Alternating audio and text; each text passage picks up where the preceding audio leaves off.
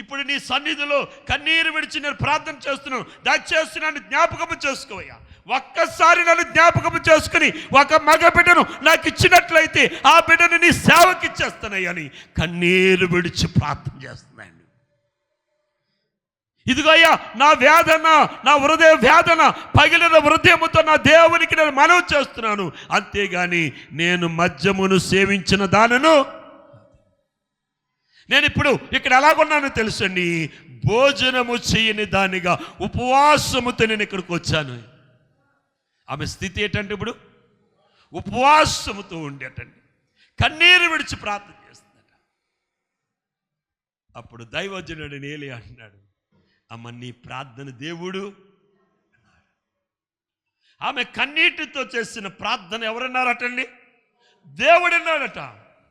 నిశ్చయముగా దేవుడు నిన్ను ఆశీర్వదిస్తాడయ్యా, నీ బాధను దేవుడు తీరుస్తాడు, నీ లోటును దేవుడు తీరుస్తాడు అని ఆమెతో చెప్పినప్పుడు అండి, ఆ మాట విన్న ఆమె సంతోషంతో అక్కడి నుంచేటండి దైవజనుని నోటి నుంచి వచ్చిన మాట ఆమె ఏ మాటగా నమ్మిందండి? దేవుని మాటగా నమ్మటండి. ఆ మందిరములో నుండి వచ్చేసిందటండి. ఆ రోజు నుంచి అట ఆమె ఏం చేయటం మానేసిందటండి? ఉపవాసం ఉండటం మానేసిందట. కారణం ఏంటో తెలుసండి? దేవుడు ఆమెను జ్ఞాపకము చేసుకున్నాడు. నమ్ముచున్న వారు గట్టిగా రెండు చేతులు పైకెత్తి దేవుని స్తోత్రం చెప్పండి. గట్టిగా తప్పలు కొట్టి దేవుని మహింపరుద్దాం. హల్లెలూయా, హల్లెలూయా. ఈ రెండు మీకు గడిచినటువంటి శుక్రవారం నేను చెప్పాను. ఈరోజు ఇంక మూడవ విషయాన్ని మీకు చెప్తాను. ప్రియమైనటువంటి వారరా, మహాభక్తుడైనటువంటి యాకోబును గూర్చి మనం ఆలోచన చేద్దాం. యాకోబు యొక్క జీవితాన్ని మనం చూసాం. యాకోబును గూర్చి మనకు తెలుసు. దేవునికి యాకోబు అంటే చాలా ఇష్టమండి. ఎందుకు ఇష్టం అంటే యాకోబు చాలా పట్టుదల కలిగిన వ్యక్తి, మొండోడండి. తాను ఏది కావాలనుకుంటున్న దానికోసం ఎంత ప్రయాసైనా. ఈ యాకోబు ఒక రోజున కన్నీరు విడిచి ప్రార్థన చేస్తున్నాడండి. ఈ యాకోబు తండ్రి చేత ఆశీర్వదింపబడి ఆశీర్వాదాలన్నీ కూడా పొందుకొని ఆ ప్రదేశాన్ని, కానాను దేశమును విడిచిపెట్టి మేనమామ ఇంటికి వెళ్ళాడండి. ఎక్కడికి? మేనమామ ఇంటికి వెళ్ళాడు. రెబ్కా యొక్క సోదరుడు బెతుహేలు, అతని యొక్క కుమారుడు లాబాను, అతని యొక్క కుమార్తెలు రాహేలు, లేయా, రాహేలు. యాకోబు తనకు కలిగిన సమస్తమును తీసుకొని తిరిగి తన తండ్రి దేశము, తండ్రి ఇంటికి యాకోబు ఏం చేశాడండి? బయలుదేరాడు. యాకోబు తిరిగి బయలుదేరినప్పుడు గొడ్ల ఆస్తియు, గొర్రెలాస్తియు, ఒంటెలు, పశువులు, దాసదాసీయులు, అలాగే యాకోబుకి భార్యలు, యాకోబు పిల్లలు కలిగి బహుజన సమూహం అటండి వస్తుందండి. ఆ పరిస్థితిలో యాకోబు తన సోదరుడైనటువంటి యాషోబునకు భయపడి, ఎవరికి భయపడండి? తన సోదరుడైనటువంటి యాషోబునకు భయపడి తన ఆస్తిని, తన కలిగిన సమస్తమును 2 భాగాలుగా చేసి తానొక్కడే ఆ 2 భాగాలను ఎబ్బేకు రేవు దాటించి పంపించేసి ఒక భాగమునకు ఇంకొక భాగమునకు కొంత ఎడముండాలని చెప్పి మొదటి భాగమును తన సోదరుని యాషోబుని ఎదుర్కొని, ఇది నీ దాసుడైనటువంటి యాకోబు కలిగినదని, ఇది ఆయన నీకు కానుకగా పంపాడని తన అన్నతో చెప్పమని వారిని పంపించి, తర్వాత 2వ భాగాన్ని పంపించి తన భార్యలను బిడ్డలను ఆ రేవు దాటించి, తన దాసీలను ఆ రేవు దాటించి, తన కలిగిన సమస్తమును ఆ రేవు దాటించి తానొక్కడే అక్కడ నిలిచి ప్రార్థన చేస్తున్నాడటండి. ఏం చేస్తున్నాడు చెప్పండి, చెప్పాలమ్మా. ఏం చేస్తున్నాడు? తానొక్కడే ప్రార్థన చేస్తున్నాడు. ఒంటరిగా ఎప్పుడైనా ప్రార్థన చేసేవా? యేసు ప్రభు మనకు నేర్పిన ప్రార్థన ఏంటి? ఒంటరి ప్రార్థన. దేవునికి స్తోత్రం. హల్లెలూయా, హల్లెలూయా. ఏ ప్రార్థన నేర్పాడండి ఆయన? ఒంటరి ప్రార్థన. యేసయ్య ఎలా ప్రార్థన చేసేవాడండి? ఒంటరిగా ప్రార్థన చేసేవాడు. సమూహముతో కాకుండా తను ఒక్కడే వెళ్ళి రాత్రంతయు కూడా ప్రార్థన చేస్తున్నటువంటి అనేక పర్యాయాలు ఉన్నాయండి. ఒకసారి తెల్లవారినా సరే యేసు ప్రభు వారికి కనపడలేదటండి. రోజు వెళ్ళే అలవాటు ఉంది, రోజు ప్రార్థన చేయడానికి వెళ్ళే అలవాటు ఉంది. అయితే శిష్యులు ఇంకా లేకముందే ఆయన తిరిగి ఏం చేసేవాడండి? వచ్చేసేవాడు.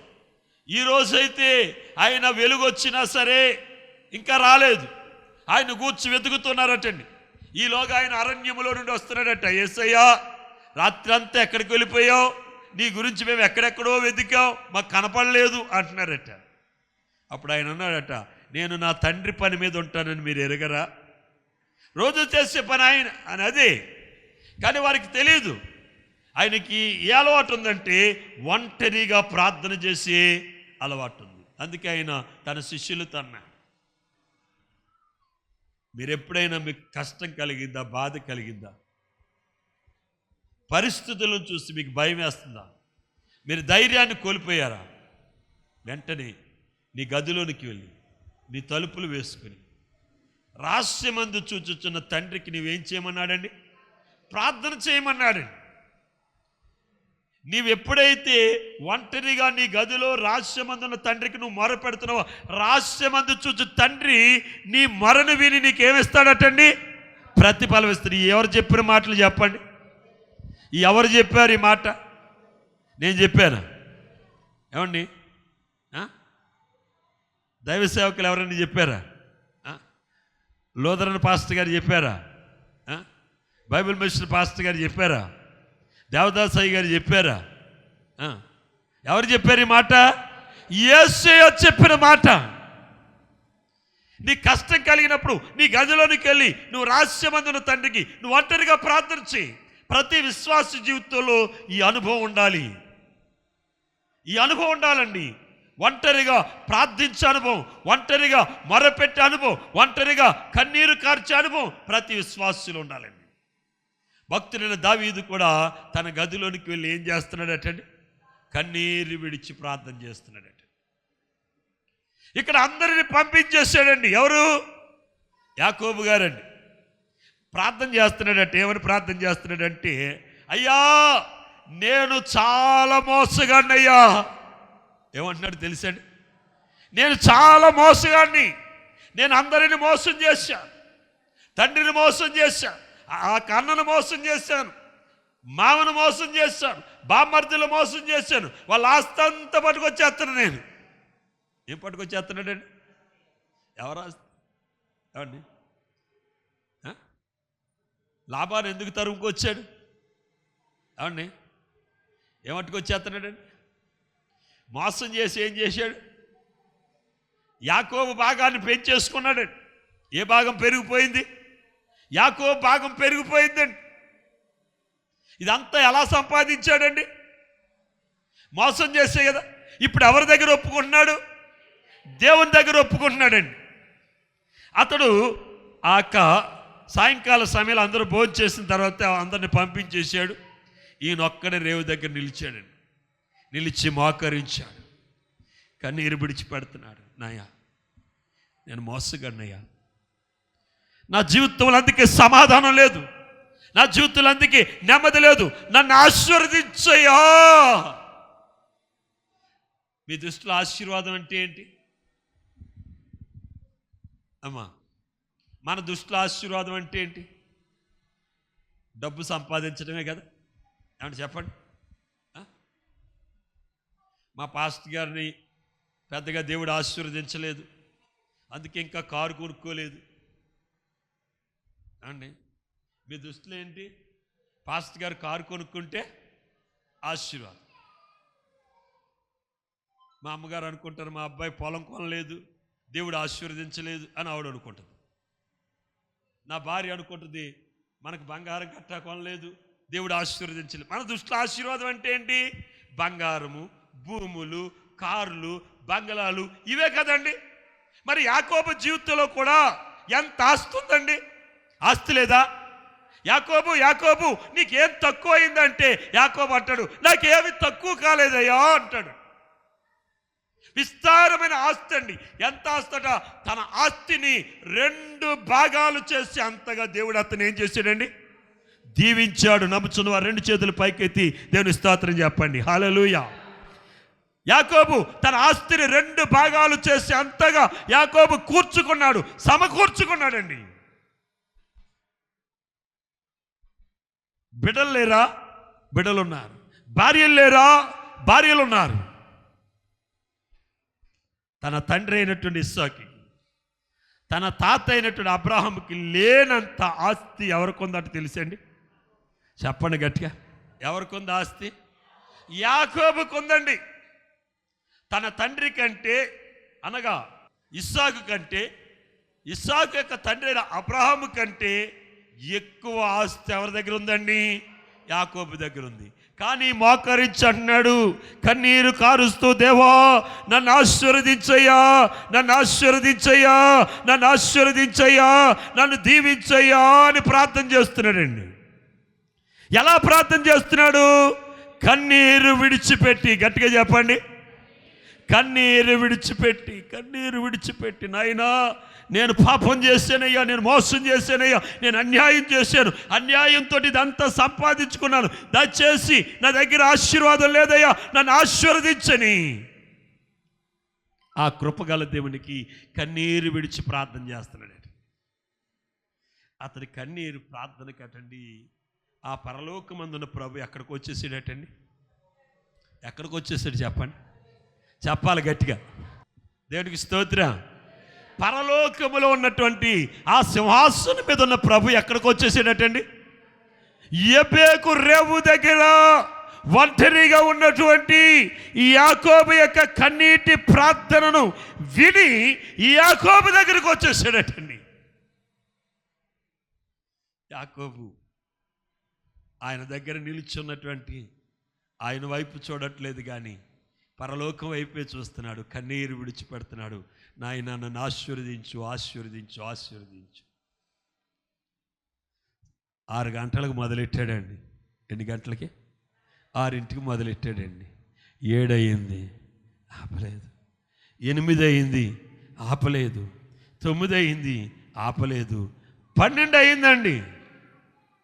ఎంత అయింది? అర్ధరాత్రి అయిపోయింది. 12 అయిందండి. 12 అయినా కన్నీరు విడిచిపెట్టడం మానలేదండి, ప్రార్థించడం మానలేదు, మొరపెట్టడం మానలేదు. దేవా నన్ను ఆశీర్వదించయ్యా, నన్ను ఆశీర్వదించయ్యా, నన్ను ఆశీర్వదించయ్యా అని ప్రార్థన చేస్తున్నాడండి. 1 గంట అయిందండి. 1 గంట అయినా ఒక మనుషుని అట్టండి ఇంకో మనుషునితో యుద్ధం చేస్తే ఎలాగుంటుందో తెలుసా? అలాగటండి ఒక ఆయన వచ్చి ఎవరితో యుద్ధం చేస్తున్నాడట? యాకోబుతో యుద్ధం చేస్తున్నాడు. కత్తే ఈటు డాలుతో యుద్ధం చేయట్లేదట. ఎలాగ యుద్ధం చేస్తున్నాడట? ఎలా యుద్ధం? ప్రార్థన చెయ్యొద్దు, ప్రార్థన ఆపి కన్నీరు విడిచిపెట్టడం మాని మీరు మొదలెడతారండి. ఎలా మొదలెడతారంటే దేవుడు వచ్చేదాకా నేను మోకరించి కన్నీరు కార్చాలి మొదలెడతారండి. 5 నిమిషాల దాకా బాగానే ఉంటుందండి. 10 నిమిషాలు అయిన తర్వాత ఏమనుకుంటారు తెలుసండి? రేపు చేద్దాంలే. ఏమనుకుంటారు? రేపు చేద్దాంలే. కానీ ఇక్కడ యాకోబు అటండి 6 గంటల నుంచి మొదలెట్టాడు, 12 అయిపోయింది. 12 అయినా సరే మానట్లేదు. ఒక మనుషుడు అటండి అతనితో పోరాడుతున్నాడటండి. ఒక మనుషుడు ఇంకో మనుషుడితో పోరాడినట్లుగా పోరాడుతున్నాడట. యాకోబుతో పోరాడుతున్నా సరే ఈ యాకోబు ఏ మాత్రము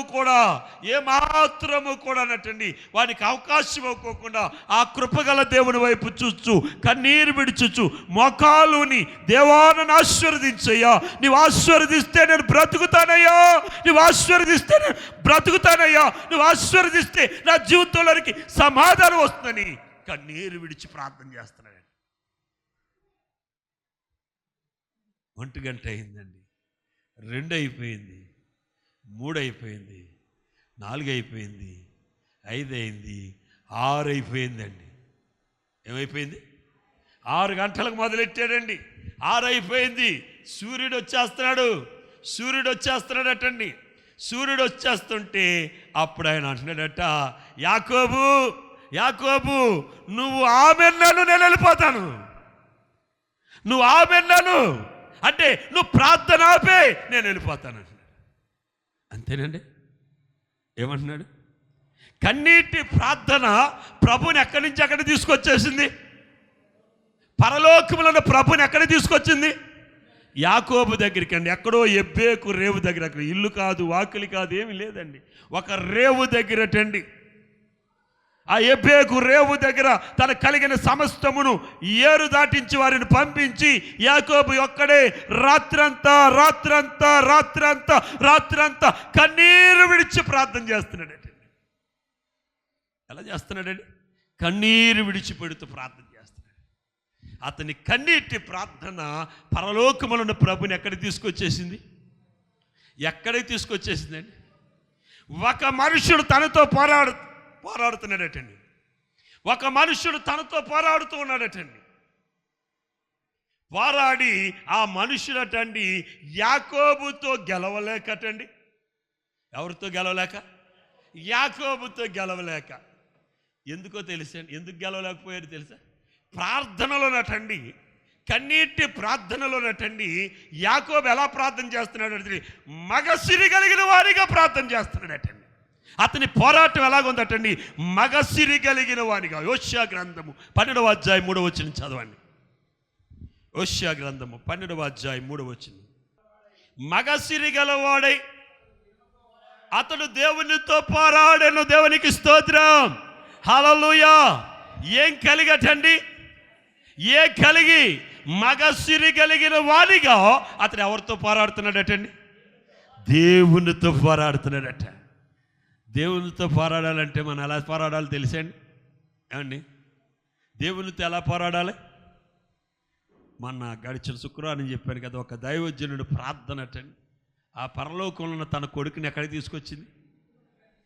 ఏమండి, పరలోకంలో తన కొడుకుని చనిపోయి ఎక్కడికి వెళ్ళిపోయాడండి? యవనస్తుడైన తన కుమారుడు యవన ప్రాయములు భోజనం చేస్తూ ఫుడ్ పాయిజన్ అయి చనిపోయాడండి. చనిపోయి 3 దినాలు గడిచింది. 3 దినాలు అయిన తర్వాత ఆ దైవ సేవకుడు ఎక్కడికో వెళ్ళి ఆ కోటాలను ముగించుకొని ఇంటికి వచ్చాడు. చనిపోయిన తన బిడ్డ ఉన్న గదిలో అతడు కన్నీరు విడిచి ప్రార్థన చేస్తుంటే పరలోకమందున ప్రభు ఏం చేశాడండి? పరలోకములను ప్రభు ఏం చేశాడు? ఆ పరలోకములో నుండి ఎక్కడికి వచ్చేసాడండి? తన కుమారుని తీసుకొని దైవజనుడు ఎక్కడైతే ఏ గదిలో అయితే ప్రార్థన చేస్తున్నాడు తన గదిలోకి తన కుమారుణ్ణి తన కుమారుని యొక్క కళేబరం ఉన్న చోటకి తన కుమారుని తీసుకొచ్చి ఆ కుమారుని ఎక్కడ ప్రవేశపెట్టాడండి? ఆ మృతతుల్యమైనటువంటి ఆ కళేబరంలో అతని ప్రవేశపెట్టాడండి. అతడు తిరిగి జీవాన్ని పొందాడు. నమ్ముచున్న వారు గట్టిగా 2 చేతులు పైకెత్తిగా దేవుని స్తోత్రం చెప్దాం.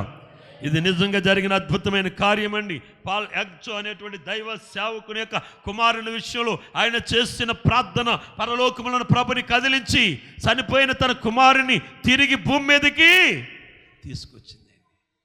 మరి నీ ప్రార్థన దేవుని దగ్గర నుండి జవాబు తీసుకొస్తుందా? నీ ప్రార్థన జవాబు తీసుకురాకపోవడానికి గల కారణం ఏమిటంటే నువ్వు కన్నీరు విడిచి ప్రార్థన చేయట్లేదు. నువ్వు కన్నీరు విడిచి ప్రార్థన చేసిన జాబు రావట్లేదంటే కారణము నీ హృదయం ఏమవ్వలేదు, పగలలేదండి. దేవుడు ఏ హృదయాన్ని అలక్ష్యం చేయడండి? విరిగి నలిగిన హృదయము. ఏ హృదయం అండి? మన హృదయం ఏమవ్వాలి? విరగాలి, నలగాలి. మన హృదయము విరిగి నలిగితే దేవుడు మనల్ని దృష్టిస్తాడండి. మన హృదయం విరిగి నలగాలంటే దేవుని సన్నిధిలో ప్రార్థించాలి, కన్నీరు కార్చాలి. ఎప్పుడైతే మన కన్నీరు విడిచి ప్రార్థన చేస్తున్నామో దేవుడు మనలో ఉన్న రాతి గుండెని తీసి మాంసపు గుండెని ఇచ్చేస్తాడు. దేవునికి స్తోత్రం. హల్లెలూయా. గట్టిగా చెప్పండి హల్లెలూయా అని. హల్లెలూయా.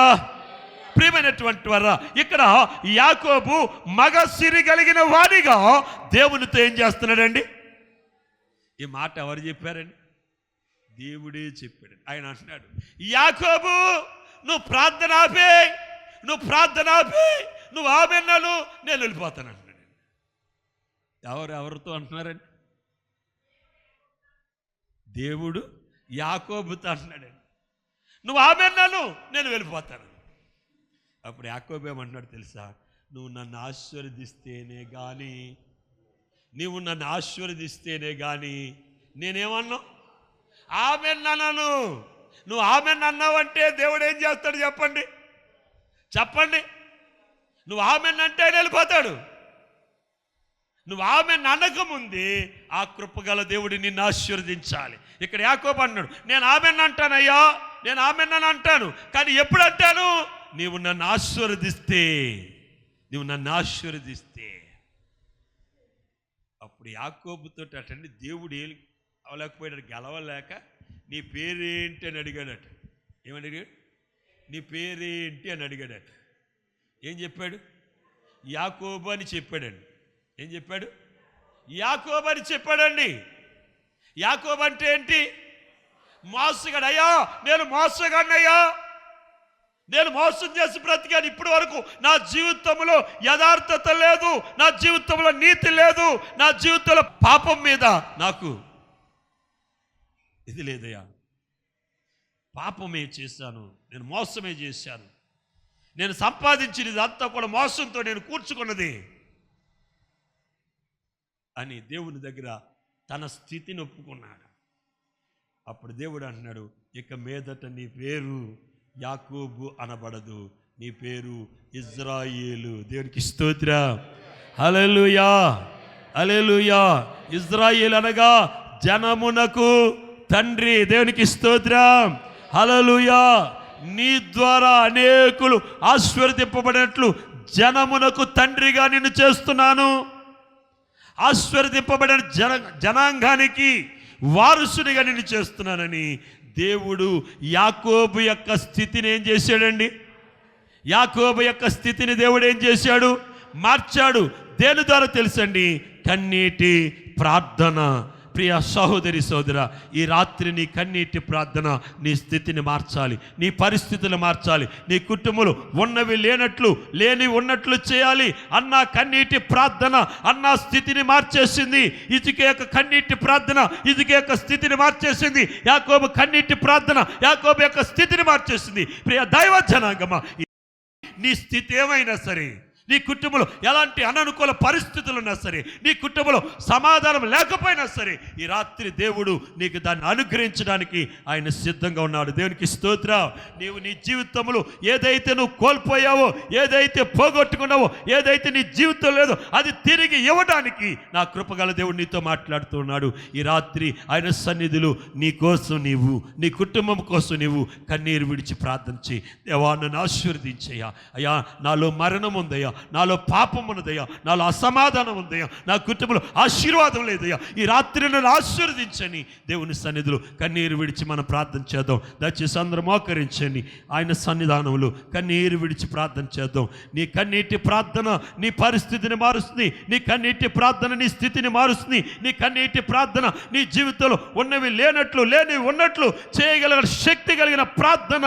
నీ కన్నీటి ప్రార్థన ఆయన సన్నిధిలో నీళ్లు కొమరించినట్లు నీ కన్నీటిని కొమరించు. నీళ్లు కొమరించినట్లు నీ కన్నీటిని కొమరించు. దేవా నన్ను ఆశీర్వదించయ్యా, దేవా నా కుటుంబం ఆశీర్వదించయ్యా, నా పరిస్థితులు మార్చు. ఈ రాత్రి నేను ఆశీర్వదింపబడిన దానిగా, ఆశీర్వదింపబడిన వారిగా నీ సన్నిధిలో నేను వెళ్ళాలి. ఈ రాత్రి నువ్వు కన్నీరు విడిచి ప్రార్థన చేయి. నీళ్లు కొమరించినట్లు కన్నీరు. ఇంకా నీ కన్నీరు రావట్లేదా? నీ హృదయం పగలలేదేమో, నీ హృదయం పగలలేదేమో. దేవుని సన్నిధిలో పగిలిన హృదయముతో